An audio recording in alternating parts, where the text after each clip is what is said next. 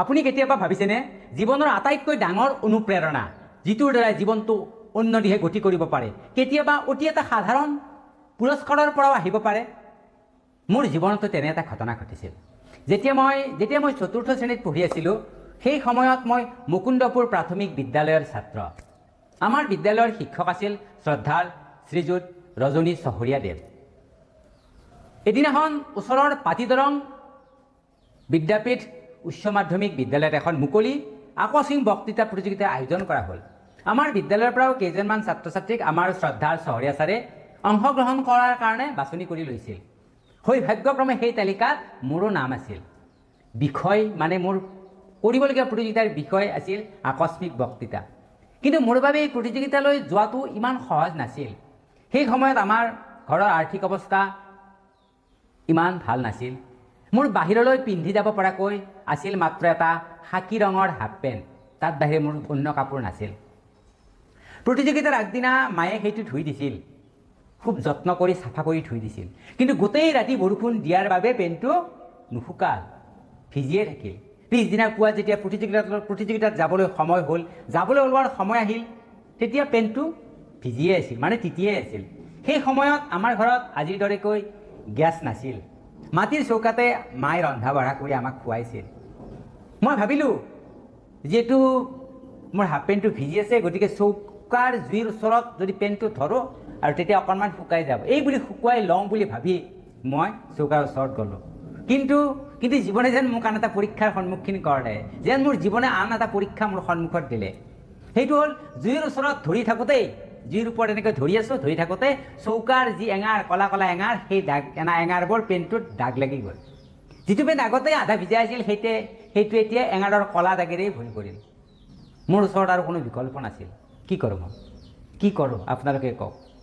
সেই আধা ভিজা খাকী ৰঙৰ হাফ পেণ্টটো, এঙাৰৰ কলা কলা দাগ লগা হাফ পেণ্টটো, শেষত সিদ্ধান্ত কৰি সেই এঙাৰৰ কলা দাগ লগা আধা ভিজা হাফ পেণ্টটো পিন্ধিয়েই সেইদিনা বৰষুণ দি আছিলে, বৰষুণৰ মাজেৰে প্ৰায় 5 কিলোমিটাৰ বাট খোজকাঢ়ি প্ৰতিযোগিতাস্থলীলৈ গ'লোঁ, প্ৰতিযোগিতাস্থলী পালোঁ।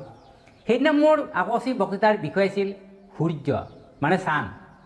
মোৰ যিমান জ্ঞান আছিল, যিমান সাহস আছিল, সকলোখিনি দি মই বক্তৃতা দিলোঁ। ইতিমধ্যে আমাৰ ৰজনী চহৰীয়া ছাৰে কিছু শিকাই দিছিল। সেইমতে মই প্ৰতিযোগিতাত অংশগ্ৰহণ কৰিলোঁ। ফলাফলৰ সময় আহিল, ফলাফল ঘোষণা হ'ল। প্ৰথম ঘোষণা হ'ল মই প্ৰথম নহ'লোঁ। দ্বিতীয় ঘোষণা হ'ল মই দ্বিতীয়ও নহ'লোঁ। তৃতীয় ঘোষণা হ'ল মই তৃতীয়ও নহ'লোঁ। এক মুহূৰ্তৰ বাবে মনটো মোৰ বহুত বেয়া লাগিল। কিন্তু তাৰপিছত মোৰ নামটো আকৌ ঘোষণা কৰা শুনিলোঁ। মই কাণ দি শুনিলোঁ, হয়, মোৰ নামেই ঘোষণা কৰিছে। মোক এটা সান্তনা পুৰস্কাৰ প্ৰদান কৰা হ'ল, এতিয়া যাক আমি নিচুকনি বঁটা বুলিও কওঁ। সেই পুৰস্কাৰটো আছিল এখন সৰু কিতাপ, অকণিৰ মহাভাৰত। মই সেই পুৰস্কাৰটো ল'বলৈ যাওঁতে মোৰ এনেকুৱা ভাৱ হৈছিল যেন মই বিশ্ব জয় কৰিবলৈ আগবাঢ়িছোঁ। আজি হয়তো সেই পুৰস্কাৰটো আনৰ দৃষ্টিত সৰু যেন লাগিব, কিন্তু মোৰ বাবে এইটোৱে আছিল জীৱনৰ মোৰ প্ৰথম পুৰস্কাৰ। সেই সৰু কিতাপখনে মোক এটা ডাঙৰ শিক্ষা দিছিল। এনেকুৱা পৰিস্থিতি যিয়েই নহওক, যদি সাহসেৰে আগবাঢ়ি যাওঁ তেন্তে কেতিয়াও চেষ্টা বিফল নহয়। ফলাফল ডাঙৰ নহ'লেও প্ৰতিটো সৎ প্ৰচেষ্টাৰ এটা মূল্য থাকে, মূল্য এটা থাকিবই, কেতিয়াও মূল্যহীন নহয় যদি সৎ প্ৰচেষ্টা কৰা যায়।